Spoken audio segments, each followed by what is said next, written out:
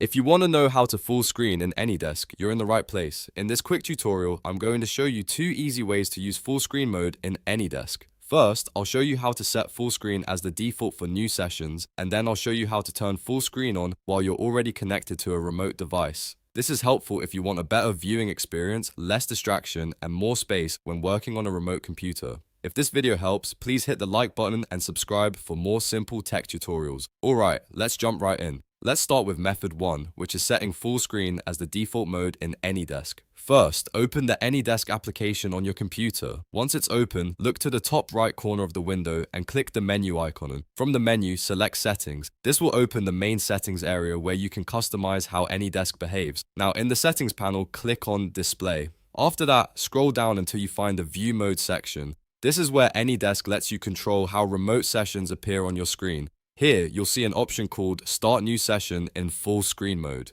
If you check this box, AnyDesk will automatically open future remote sessions in full screen. If you uncheck it, new sessions will open in a normal window instead. Keep in mind this setting only affects new connections, so if you already have a session open, you'll need to change the view mode manually during that session. This is the best option if you always prefer full screen and don't want to change it every single time. It saves a few clicks and makes your remote work much smoother. Now let's move to method 2, which is toggling full screen during an active AnyDesk session. To do this, first connect to the remote device like you normally would. Once the session starts, move your mouse to the top edge of the screen. This will reveal the session toolbar, which gives you access to different viewing and control options. Next, click the display icon, which usually looks like a monitor symbol. This opens the display controls and view mode options. From there, choose full screen. As soon as you click it, the remote desktop will expand to fill your entire screen, making it much easier to focus on the remote device without borders or extra windows getting in the way.